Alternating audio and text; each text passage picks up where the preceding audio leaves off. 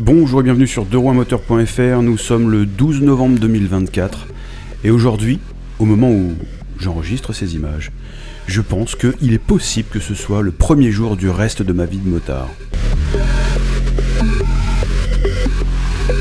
Alors là je suis sur la route du bureau, comme 80% de mon utilisation moto dans l'année, hein, c'est trajet domicile-travail-domicile et des rendez-vous dans Paris. Mais là tout de suite, je sais que cet après-midi, je vais essayer la BMW R1300 GS Adventure et je suis tout excité. C'est la première fois que je vais essayer une moto cette année qui pourrait me faire chavirer. Alors, j'ai vu la 1300 GS, mais franchement, à côté de la Multistrada V4 S Grand Tour, pour moi, hein, vraiment, ça n'a aucun intérêt. Donc, ça ne m'a pas effleuré l'esprit d'aller essayer cette 1300 GS. En revanche, aujourd'hui, avec cette 1300 GS Adventure, eh bien, un réservoir de 30 litres, une boîte automatique, un cardan, et ça pourrait me faire chavirer.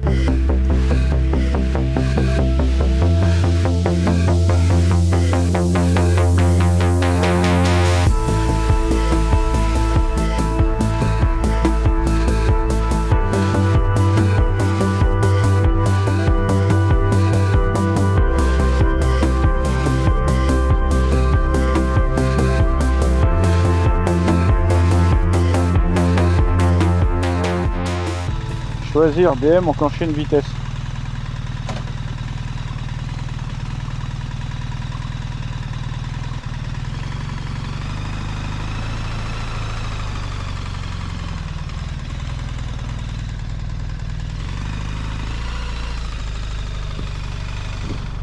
Ah oui, c'est bizarre là, entre les jambes.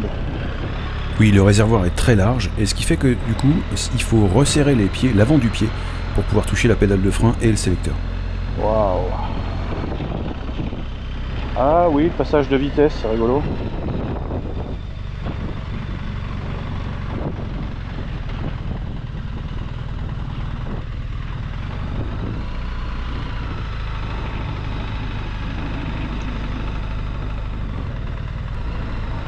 Alors là, c'est là que c'est rigolo parce que c'est très large là.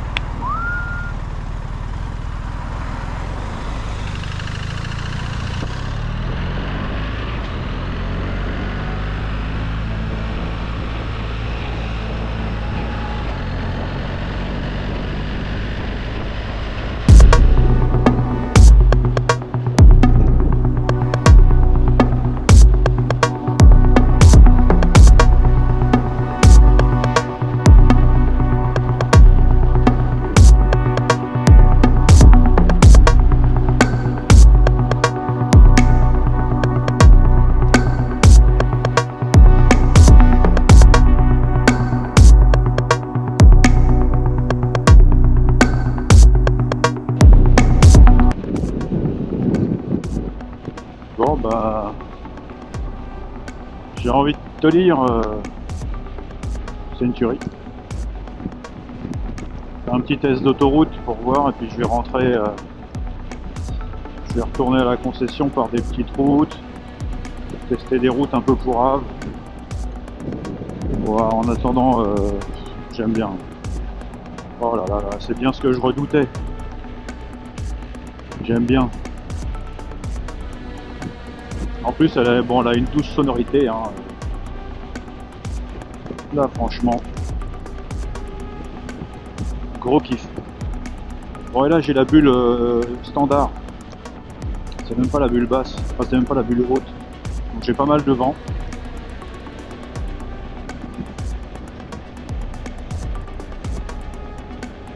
Il m'a expliqué vite fait les boutons, les commandes et tout ça. avant de partir, et franchement bon, ça va, ça a l'air... j'ai l'impression que dans les sous-menus là il y a pas mal de choses.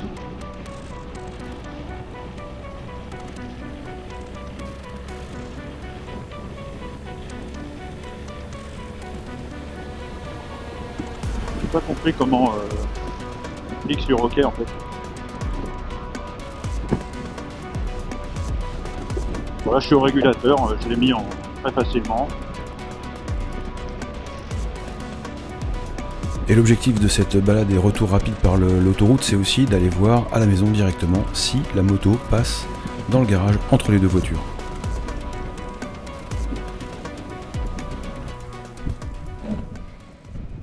Je sais pas comment on coupe le... Je sais pas comment on coupe le... Bah, je suis en parking là, je peux pas bouger.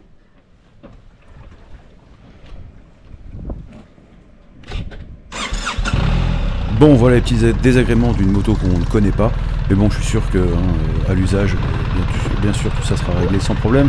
Et en attendant, je suis obligé de redémarrer le moteur pour pouvoir reculer la moto.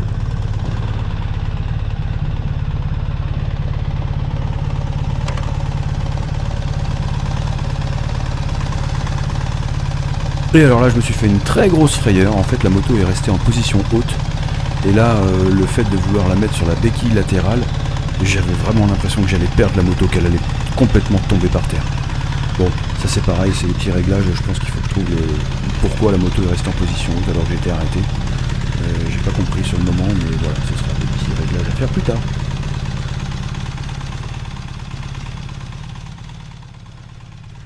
Voilà, alors techniquement la moto est rentrée entre les deux voitures, mais quand même c'est un peu au forceps, hein. C'est délicat à rentrer. Là j'ai serré la petite voiture sur la droite, la grosse voiture sur la gauche est aussi très serrée contre le mur, donc je pourrais pas, là c'est une voiture électrique, je pourrais pas la mettre en charge si, parce que là elle est vraiment trop serrée.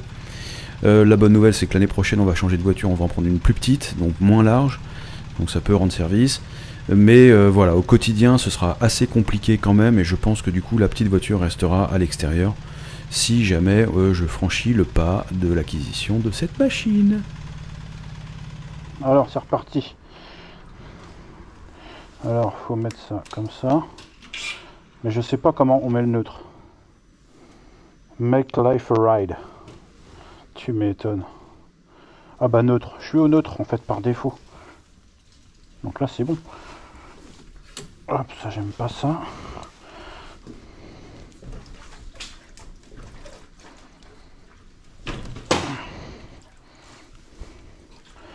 Voilà, je peux reculer un petit peu. Voilà, c'est super chaud quand même. Oh, ça va, hein.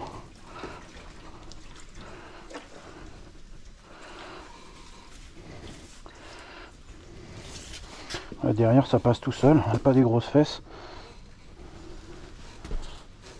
Hop, hop. Voilà, je me mets en condition,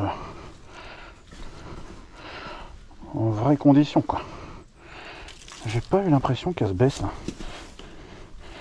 Et alors par contre là, dis donc, putain, je la trouve vraiment penchée, hein. Ça fait flipper ça. Ah ouais, j'ai eu peur qu'elle tombe la machine.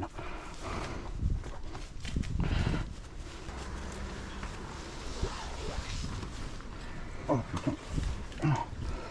Ah ouais. Bon, pourtant je suis quand même assez grand, hein. Je fais 1m81, j'ai quand même des grandes jambes, mais là monter sur cette machine qui est en position haute, là sur la béquille latérale, c'est vraiment c'est quasiment, enfin c'est très difficile. Il aurait juste suffi que je sache effectivement repasser la moto en mode bas, tout simplement. Oh non, il y a un problème. Mode Enduro, Rain, Road, Dynamic Pro. Bon vas-y, Dynamic Pro. Voilà. Ah non, j'aimais bien l'autre.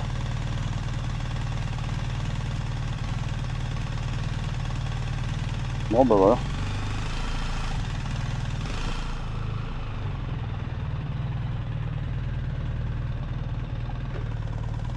Bon, on va voir ce que ça donne, hein.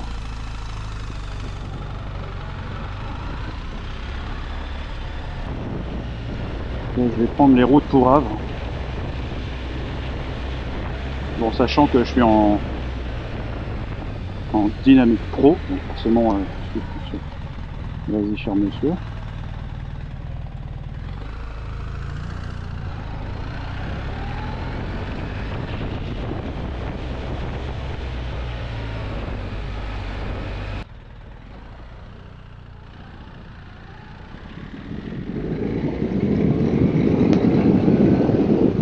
Oh là là, mais non, ouais. C'est une brutasse. Hein. C'est vraiment une brutasse.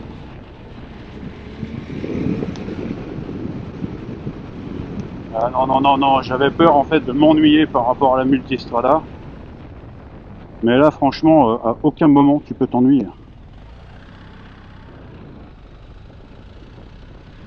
Ah ouais, alors par contre, cette route-là, elle est sympa parce que c'est de la forêt, tout ça. Mais là, elle va être dégueulasse, là.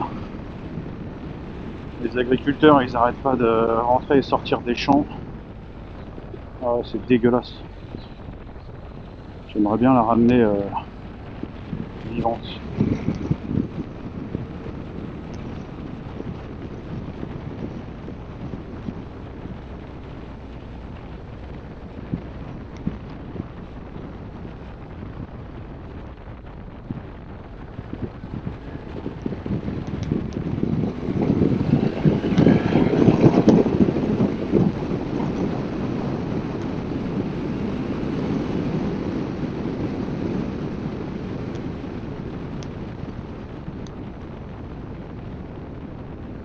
Ouais, faut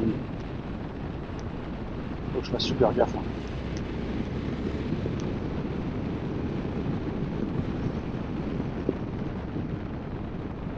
Ça glisse quand même. Ça glisse sévère.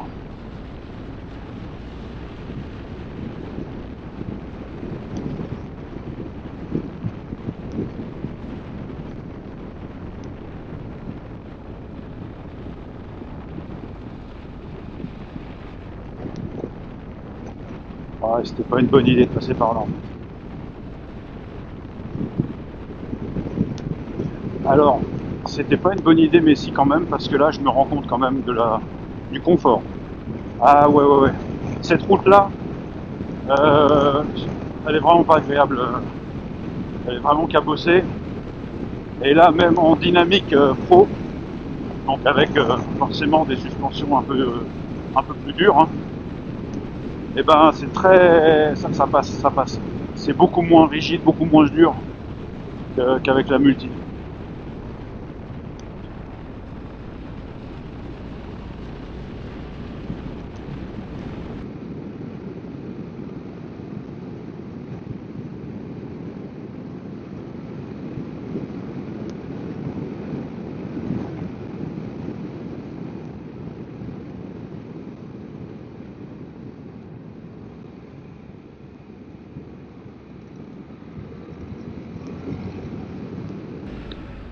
Elle est à droite. Elle est traître celle-ci parce qu'elle en épingle. J'aime beaucoup le bruit. Et ça c'est que le... Je crois que c'est que l'Acra.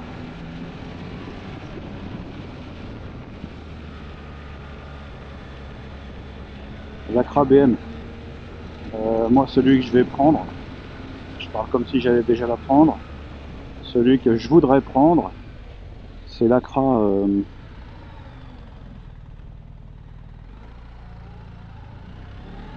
Acra.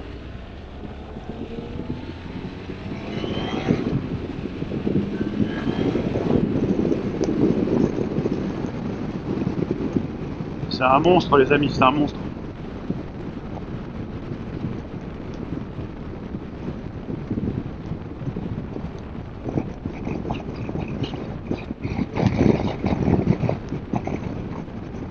Alors là, admettons que je veux... Ah bah en fait c'est ça qui est déjà... Ah non, voilà, ça va pas. Donc là il faut que je retourne là-dedans, que j'aille dans la bulle, ok. Voilà. Bon, pour ça, on peut considérer que les menus sont un peu compliqués au départ, mais une fois qu'on connaît sa moto, c'est même pas un sujet.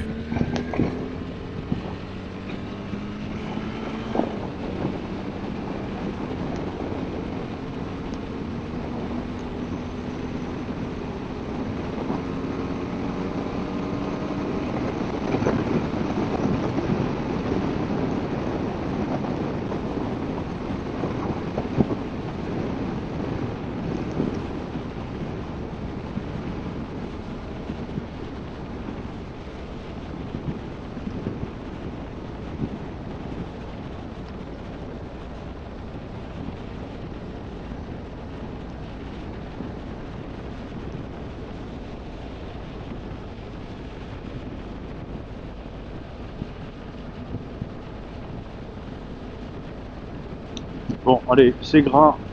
J'ai vu comment ça peut jouer. Je vais repasser en mode pas enduro pareil, mais road. Je coupe les gaz. Donc là, on est en mode road et dynamique. J'avais vu sur YouTube, il y a un gars qui a dit que c'était une boîte 7, mais a priori non, hein, c'est pas une boîte 7. Parce que là, c'est quand même gras. C'est l'automne. Donc je fais pas trop le malin.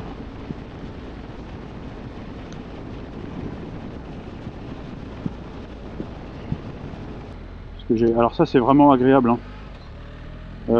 C'est la concession BMW Motorrad de Saint-Maximin qui m'a offert cette offre, qui m'a offert cet essai, pardon. Donc top. Et l'avantage de faire un essai en semaine, eh ben, c'est vrai que j'avais personne derrière moi en termes d'essai, donc je suis parti avec la machine vers 14h et quelques. Je sais pas. Et il m'a dit non, c'est ok, j'ai le temps. Mais ça, c'est quand même un vrai plus, hein, parce que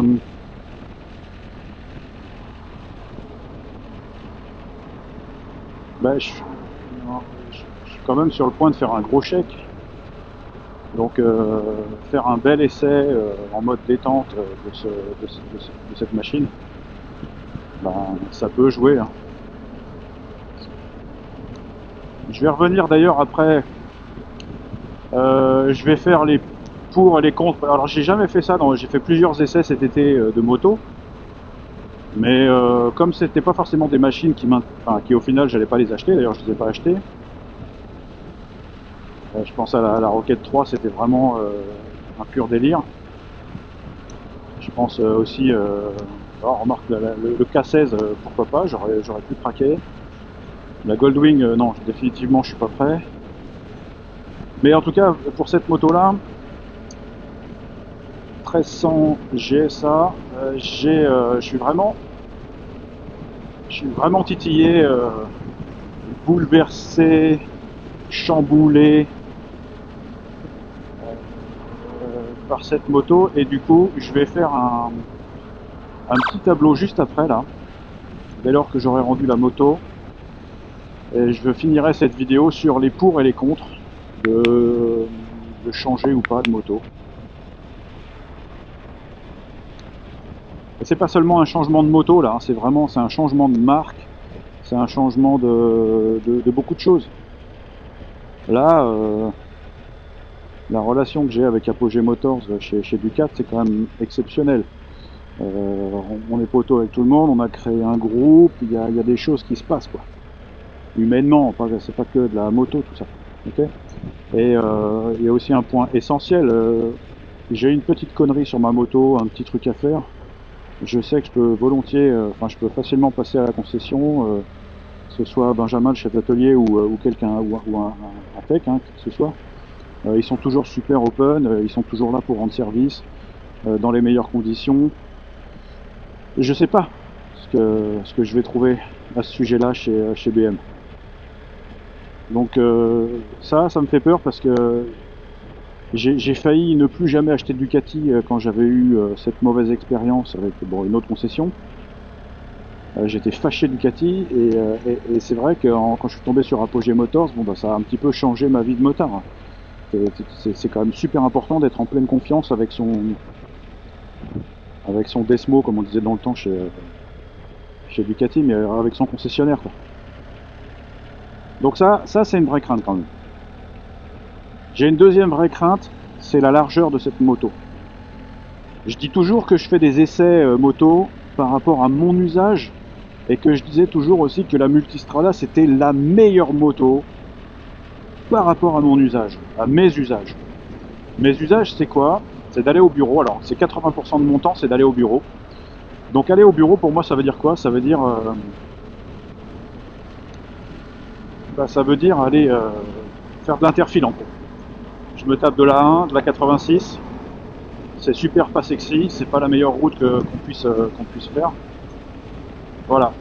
Donc, une fois qu'on a dit ça, c'est 80% de mon temps, c'est d'aller au bureau. ou de faire des rendez-vous dans Paris. Alors, Paris a beaucoup changé ces dernières années. Peu importe les raisons pour lesquelles ça a changé, je ne vais pas faire politique ici, ça m'intéresse pas. Ça vous intéresse pas non plus, mais en gros, Paris a beaucoup changé. En gros, en moto, ça passe plus, c'est pas facile. C'est pas facile de passer. Il y a des contrôles routiers. Enfin, il y a beaucoup de contrôles des autorités. Il y a de plus en plus de caméras. Voilà, c'est compliqué. Et donc, ils ont aussi fait des aménagements du territoire, des aménagements de la route pour faciliter l'utilisation de vélos, des piétons, ce genre de choses. Donc, pas simple. Aujourd'hui de circuler dans Paris, même donc je dirais avec un Monster, un petit 821 là tranquillou comme je pensais à Haussmann Rider, ça évidemment ça passe partout, c'est génial. Moi avec la Multistrada, j'ai de plus en plus de mal depuis l'été 2000, alors depuis 2020, parce que là c'était les JO cette année, donc de 2024, ouais depuis l'été 2023 ils ont commencé à faire leurs aménagements chelous, mettre des voies de bus partout. Et prioritaire, donc en gros ça passe plus vraiment facilement en moto. Donc c'est ça mes usages, c'est d'aller au bureau A1 à 86 ou faire des rendez-vous à Paris. Bon, et j'ai de plus en plus de mal à passer avec la Multistrada. Là je me retrouve avec ces crash bars là, alors qu'ils sont ultra efficaces pour protéger la moto, c'est génial, hein. Mais la moto, elle fait 1,01 m de large. J'ai regardé tout à l'heure la Multistrada avec les crash bars. Allez, max, on est à 75. Donc ça devient un peu chaud quand même. Alors en plus, j'ai même vu sur internet qu'il paraît que, a priori, pour que l'interfile, alors déjà l'interfile c'est un grand sujet en ce moment, mais pour que l'interfile soit autorisé, il ne faut pas que le véhicule dépasse 1 mètre. Là en l'occurrence, on dépasse, on est à 1,01 m. Alors, de facto, peu importe qu'on parle d'interfile légal, pas légal, de facto, c'est interdit avec cette moto de faire de l'interfile. Pour des raisons d'encombrement, de gabarit, voilà. 1,01 m. La loi dit, alors je n'ai pas l'article de loi, je sais pas, mais c'est ce que j'ai entendu sur l'internet. L'internet n'a pas toujours raison, mais la largeur maximale pour faire d'interfile, c'est 1 mètre. 1,01 m, c'est au-dessus d'1 mètre. End of story. Voilà, une fois qu'on a dit ça.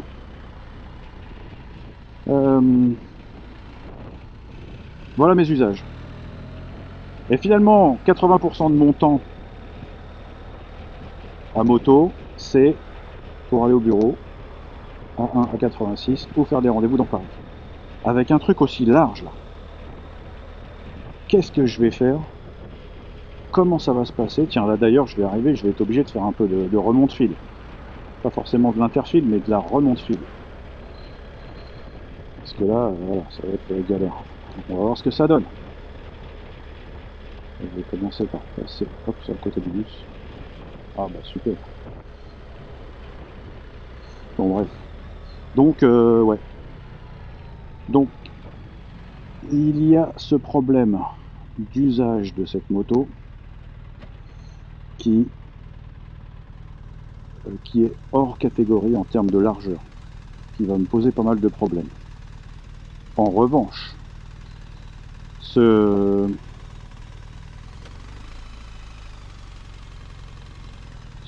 qui va m'arranger énormément, c'est que lorsque je suis en costume avec des chaussures de ville, alors là les puristes vont me dire non, faut pas faire ça. Bon là par contre ça envoie.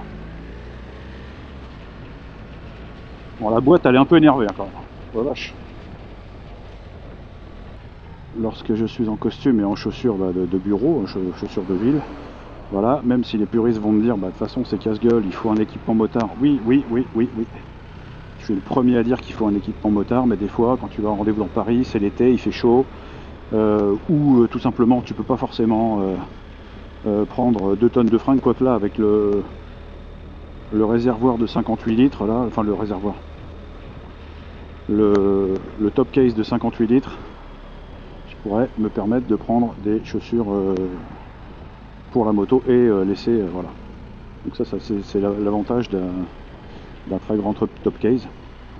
Et puis plus tard, quand ça arrivera, parce que pour l'instant les valises latérales de BMW sont toujours pas disponibles, mais lorsque ce sera possible, ce sera aussi une option. Bon, sachant qu'encore une fois, en interfile, je mets jamais les valises, parce que c'est plus large derrière et tout ça. Mais là, vu que j'ai déjà 1,01 m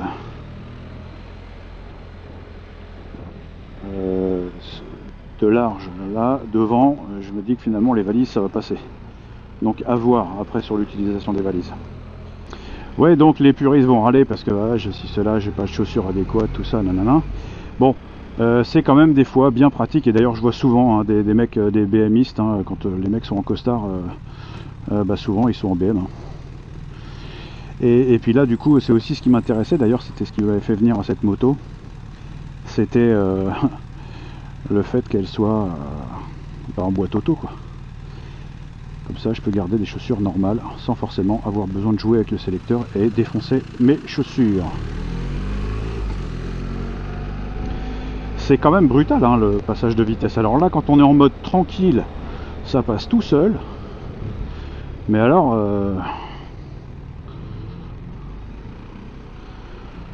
dès qu'on ouvre un petit peu c'est quand même un petit peu agressif hein.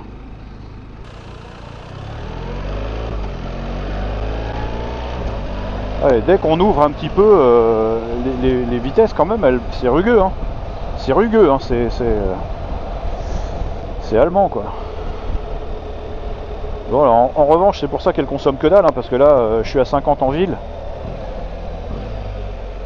Et puis là bah, tout de suite je suis déjà quasiment en 5ème quoi, donc oh le merdier. Chantilly. Bon là par contre voilà, sur des petits trucs comme ça, des arrêts, les machins, où là j'aurais joué avec mon embrayage, parce que vraiment changer les vitesses à l'arrêt c'est pas l'éclate. Voilà, ce qui est intéressant c'est que voilà, je roule à 50-60, je suis déjà en 4ème. Des fois quand on est en ville avec avec une boîte, voilà, on peut avoir la flemme de passer ses rapports.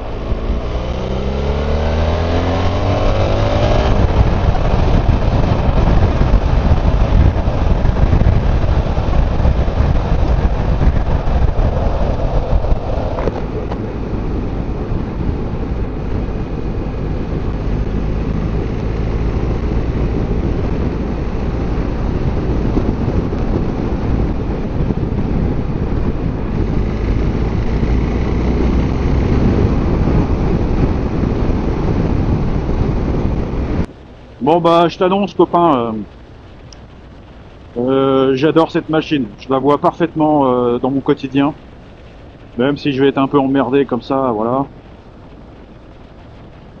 à cause de la largeur de cette moto, ça va certainement me poser des soucis de temps en temps, mais par rapport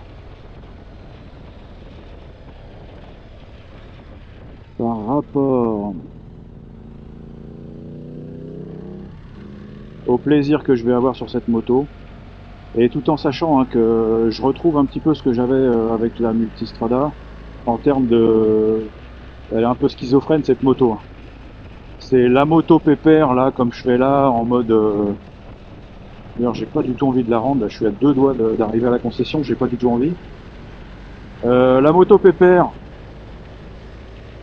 qui garde des watts quand il y en a besoin. Et puis voilà, je suis en costume ou même en jean avec des chaussures normales. Il pleut pas, je peux partir habillé normal, tranquille. Même chaussures montantes, hein, mais voilà. Parce que il faut quand même pas lésiner sur la protection et l'équipement motard. Donc ça, c'est pas un sujet. Ben, je suis tellement bien sur cette moto, regarde, tu vois, j'ai même pas besoin d'ouvrir. C'est limité à 110 ici, je commence à checker le compteur. Je suis à 90 en fait, tranquille. Donc, avec cette moto, on peut cruiser, on peut rester tranquille. On peut faire de la ville malgré le fait qu'elle soit un peu large. Mais à côté de ça, le jour où je vais sortir avec des copains, tout ça, on se fait un petit week-end, là je pensais faire les Ardennes. Là, il y a un truc aussi que j'ai vu dans tout proche de la frontière allemande, là j'ai envie d'aller voir ça. Eh bien, on peut très bien passer par les Ardennes et aller faire 2-3 virolos, et je pense que ça va passer tout seul. Et je peux retrouver la boîte manuelle quasiment à l'identique de ce que j'ai aujourd'hui avec la Multistrada, puisque de toute façon, j'utilise pas mon embrayage. Et je fais tout au shifter. Donc en vrai, c'est que du confort. Bon, donc seul le bémol que j'ai trouvé, mais à mon avis, il y a une solution à ça. C'est quand là j'ai mis la moto sur la béquille tout à l'heure, là je l'ai senti vraiment très très haute quoi. Obligé d'enlever la béquille, mettre la moto droite et monter sur la moto, j'en ai chié comme c'est pas permis. Donc elle était vraiment très très haute. Là je vois qu'il y a un symbole, là, il y a un logo moto avec le A qui monte et le A qui descend. Donc ça doit être à mon avis la position de la moto. Donc j'ai dû faire un truc tout à l'heure qui était con et qui n'était pas forcément adéquat. Donc il faut vraiment que je m'assure que la moto est en bas, en position basse, lorsque je m'arrête et que je la mets sur la béquille latérale. J'ai mis la béquille centrale aussi, sans assistance, sans rien, très facile.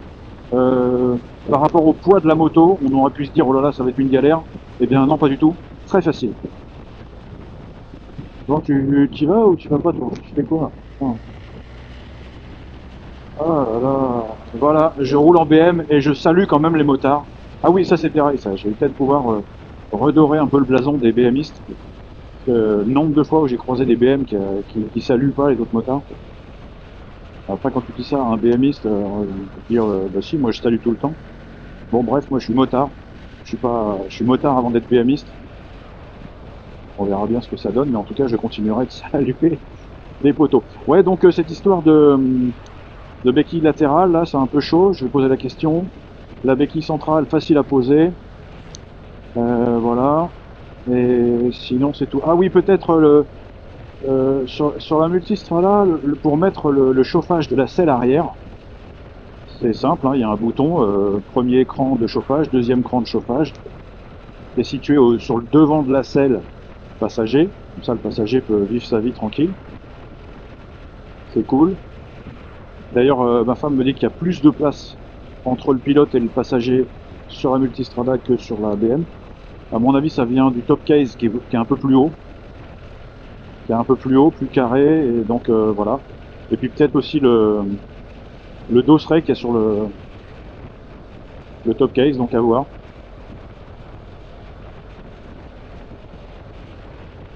Et oui, alors donc le bouton pour avec les deux positions de chauffage de la selle passager, il est moins pratique sur la... Alors il est sur le côté sur la BM, ok, il est à gauche, mais c'est ce que je me disais tout à l'heure, en fait, quand est-ce qu'on met du chauffage? C'est quand il fait froid, et quand il fait froid, en théorie, on a aussi les gants qui vont avec, donc les gros gants. Et là, ce que j'ai vu, c'est que l'encadrement du bouton de selle chauffante arrière, eh ben, il est plus petit sur la BM là. Donc avec des gros gants, je suis pas sûr que ce soit très facile de manipuler le bouton de la selle chauffante. Bon, sinon en confort de conduite, voilà, donc moi je suis pas un pilote pro, je suis un motard, utilisateur de moto quotidien. Je fais de l'interfile, je fais de la ville, je fais de l'extra-urbain, je fais aussi des road trips, mais pas beaucoup. D'ailleurs, cette année, vu le temps de brin qu'on a eu, on a annulé 2 fois ou 3 fois le Morvan. Ouais. Et là, voilà. Hein. Beau petit virage, là, ça passe tout seul. En 4ème, hop. C'est un rétrograde. C'est un peu remuant, mais c'est ok. Ah, ouais, ça va m'arriver plus d'une fois. J'ai essayé de choper le levier d'embrayage. Oh putain. Alors en fait, je vais le mettre là. Hop, hop. Ça passe tout seul. Voilà. Voilà. Et voilà. Et voilà. Oh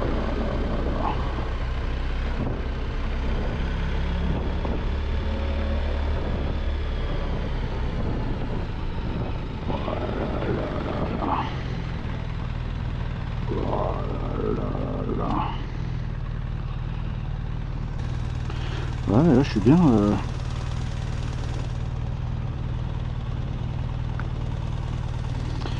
Ça c'est une habitude à prendre. Donc là la moto elle est bien en position basse. Ah ouais, bah, tout à l'heure elle était vraiment en position haute. J'ai dû faire de la merde. Y a pas de Neyman? Je sais pas. Voilà. C'est éteint. Je vais récupérer mes affaires. Bon bah voilà. Là, je suis vraiment pas à l'aise avec l'idée de repartir sans. Mais en tout cas, ce qui est important, je pense, si vous trouvez qu'elle a une sale gueule sur les photos, les vidéos, je confirme, ça m'a fait ça aussi au départ. Elle avait vraiment une sale gueule.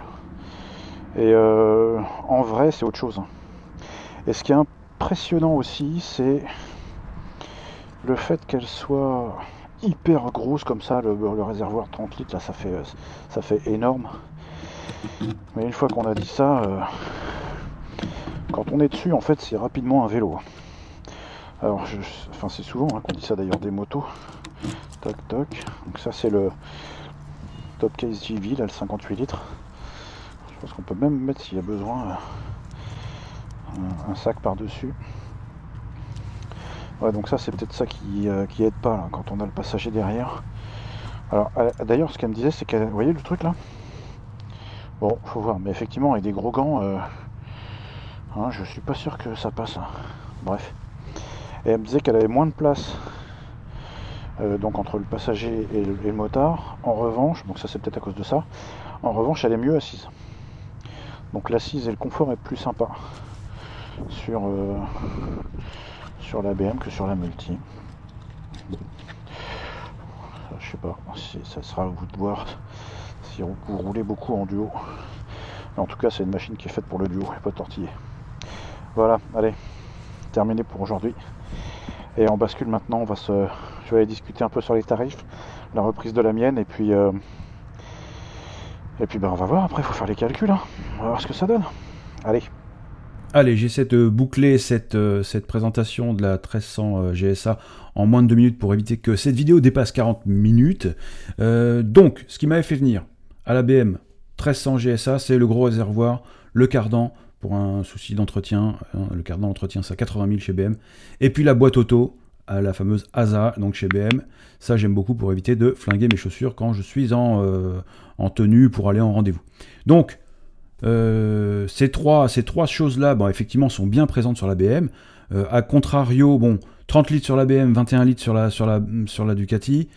Il est dit, je vois sur internet partout qu'on fait en gros 600 km avec la BM, ça j'aimerais beaucoup, parce que pour l'instant aujourd'hui, avec les 21 litres de la Multistrada qui consomment un peu plus en plus, eh bien voilà, je fais 270 km, c'est ce que j'arrive à faire de maximum avec les 21 litres. Le cardan côté BM, forcément, ça c'est top, et c'est vraiment un truc qui m'attire depuis des années. La chaîne de la Multistrada, alors voilà, ça a ses inconvénients et puis ses avantages. Bon, ça quand même j'aime bien le côté cardan. Voilà, là surtout en hiver quand je vois là encore il fait pas beau, il faut que je me couche par terre pour mettre de la graisse sur ma chaîne assez régulièrement, hein, tous les 500 km à peu près. Donc voilà, c'est quand même fréquent et ennuyeux. Donc vive le cardan pour ça. La boîte auto. Alors la boîte auto ASA, je pense qu'elle a des erreurs, elle a des problématiques de jeunesse. Je la trouve quand même très rugueuse. Tout le monde l'encense cette boîte, moi je la trouve très rugueuse. J'ai quand même vu aussi des youtubeurs là, des gens qui mettent leurs impressions sur cette moto et qui mettent leurs impressions sur cette moto et sur l'ASA, dire que c'est effectivement un petit peu rugueux, c'est un peu voilà, c'est guttural, allemand. Mais je pense quand même qu'ils vont faire des efforts à l'avenir et il va y avoir des améliorations sur cette boîte ASA pour la rendre un peu plus souple. Même si elle fait parfaitement le job, attention, hein, je dis pas que c'est pas bien, mais c'est vrai qu'en termes de boîte auto, quand on a essayé la Goldwing en dual clutch, là, enfin en double embrayage, eh bien forcément c'est pas pareil, donc c'est beaucoup plus rugueux sur l'ASA de la BM. Quant au shifter de la Multistrada, eh bien franchement, hein, je me sers jamais de mon embrayage à part pour démarrer, pour manœuvrer, quoi. Mais sinon, une fois qu'on a passé la première, je passe tout en montée et en descente, avec un shifter qui est parfaitement voluptueux, j'allais dire, sur la Multistrada. Donc ça, voilà, à part le fait que la boîte ASA me rendrait service et rendrait service à mes chaussures de bureau, eh bien le shifter est parfait à côté Multistrada, donc c'est un avantage. Ce sera un avantage quand la boîte sera améliorée à mon avis. Concernant les valises, bon bah toujours pas de date de livraison pour les valises BMW, donc j'ai vu passer sur le net comme quoi peut-être en janvier elles apparaîtraient, donc au catalogue et à la vente chez BM. Bon, les valises côté Multistrada sont parfaitement intégrées, elles sont jolies, elles sont racées, elles correspondent parfaitement à la ligne de la moto. Voilà. Maintenant, ce que j'aime bien aussi avec les valises BM, les grosses valises carrées, bah, justement, c'est ce côté baroudeur que j'adore depuis que les GSA sont GSA. Hein, j'avais essayé hein, d'ailleurs sur cette chaîne la 1250 GSA, j'adorais aussi cette gueule et puis c'est la largeur de la moto. Bon. Donc c'est deux philosophies différentes à ce sujet-là. Le côté baroudeur, voilà, sachant que je ferai jamais de off-road parce que c'est pas trop mon kiff, je suis plus route et longue distance. Mais donc voilà, en tout cas, il y a deux apparences qui s'opposent là, le côté racé et vraiment sportif de la Multistrada et de la Ducati, et le côté baroudeur, grosse valise, grosse largeur de la BM. Côté rétro-éclairage du guidon, enfin des Komodo, là franchement BM, sur une machine à ce prix-là, parce que là on va dépasser les 30 000 euros, non, là c'est un peu abusé, qu'il n'y ait pas de rétroéclairage, ça ouais, non, là voilà. Alors que bon, là on l'a depuis très longtemps sur la Ducat. Au niveau du concessionnaire, pour l'instant j'ai un très bon accueil du commercial chez BM, hein, chez Ultimate Moto, d'ailleurs je remercie à nouveau pour m'avoir prêté cette moto. Mais bon, un commercial c'est un commercial, hein, j'en connais des commerciaux. Pour moi, les commerciaux, c'est un peu une sale race. Hein. non, je déconne, attention, j'ai rien contre les commerciaux. Mais bon, ils sont prêts à tout dire pour. Enfin, tout, voilà. Ils veulent vendre leur moto. Bon, maintenant, attention, j'ai pas dit que c'était un escroc, le vendeur chez BM. Je dis juste que, forcément, dès qu'on a une question, des craintes, des soucis ou des interrogations, ils ont toujours réponse à tout, ces commerciaux. Et que tout va être formidable très très vite. Et surtout côté ça c'est pareil chez Ducati, hein, voilà. C'est pareil chez toutes les concessions, chez tous les vendeurs. Les vendeurs sont là pour vendre. Voilà. En revanche, côté concession, c'est vrai que la relation que j'ai avec Ducati Apogee Motors aujourd'hui, elle dépasse un petit peu quand même hein, le côté concession. C'est pas quand j'ai besoin, j'ai déposé ma moto pour une petite bricole ou quoi que ce soit, j'en ai déjà un peu parlé dans cette vidéo. Bon voilà, j'appelle Ben, le chef d'atelier, j'appelle Eddy, ça se passe nickel, ça va vite, il me trouve un rendez-vous assez rapidement. Donc ça, voilà, on a une très bonne relation avec Apogee Motors. Et ça, j'espère aussi retrouver cette approche-là, cette approche du client, cette approche du fan de moto, que je suis et que j'aime bien être reçu en concession, surtout quand on dépense plus de 30 000 euros dans une moto. Alors c'est pas forcément directement lié, hein, si j'ai acheté une Yamaha, enfin j'ai toujours eu des Yam, quand tu achètes un T9 à 15 000 euros, c'est moitié prix, mais c'est quand même pareil, quand tu as envie d'être bien reçu chez ton concessionnaire. Aujourd'hui, c'est la relation que j'ai avec mon concessionnaire, Apogee Motors à Saint-Maximin, entente absolument parfaite. Côté technique, j'ai 200% de trust, hein, je leur fais confiance, 200% de confiance avec Benjamin et les mécanos de l'atelier, donc j'ai jamais d'angoisse à laisser ma moto. Je sais qu'elle va sortir parfaitement bien, donc ça c'est vraiment très important. La relation avec votre concessionnaire, c'est important, c'est primordial, voilà. Bon, la largeur, on en parle, 1,01 m pour la BM, 75 cm pour la Ducat au niveau des crash bars. Ça, je sais qu'à un moment donné, à un moment ou un autre, ça va me poser un problème en interfile quand je suis obligé de manœuvrer un petit peu entre deux voitures coincées dans un bouchon dans Paris. C'est compliqué, voilà, déjà la Multistrada est quand même très impressionnante, large aussi, haute. Mais ça c'est pareil, il y a le système de descente aussi de la suspension, comme ça on a bien les pieds par terre, donc ça c'est pas vraiment un problème ni sur l'une ni sur l'autre. En revanche, voilà, aujourd'hui en interfile et dans Paris je suis quand même beaucoup plus à l'aise sur la Multistrada.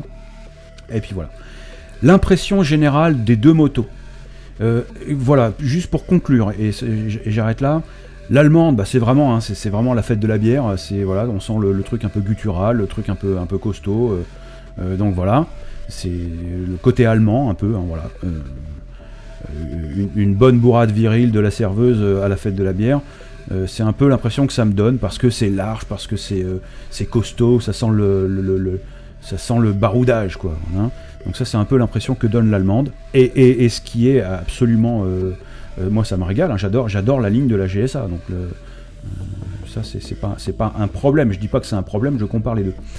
Là, et puis côté italien, bon bah là, c'est la belle italienne, là, voilà, c'est racé, c'est sportif, il y a 170 chevaux, on sent que le moteur, bon, ça respire, et c'est aussi un peu mon problème aujourd'hui, c'est-à-dire que cette belle italienne, eh ben, j'ai vraiment envie de l'emmener dans ses retranchements, j'ai vraiment envie de jouer avec elle. C'est peut-être pour ça d'ailleurs qu'aujourd'hui je fais que 260 km avec un plein, d'accord, et que je fais le plein souvent. C'est ça le problème aussi de cette belle italienne, et que j'aurais tendance de temps en temps à me dire qu'il faudrait que je me calme un petit peu à moto. Alors bien sûr, je ne dépasse jamais les limitations de vitesse, c'est pas le sujet, mais le côté nervosité, le côté voilà, le côté sportif, c'est très très joueur, et cette belle multistrada italienne, eh bien, mérite et demande toujours à en faire plus, à en donner plus. Voilà. Je termine cette vidéo d'essai de cette 1300 GSA que j'ai adoré, et venez me suivre, enfin suivez la chaîne si vous voulez, et on se retrouve pour la partie 2 où après quelques jours après cet essai, je vous fais un retour sur mes impressions, sur voilà, comment j'ai ressenti cet essai de BMW, et finalement, est-ce que je vais acheter cette BMW R1300 GSA? On se retrouve dans la partie 2 très rapidement.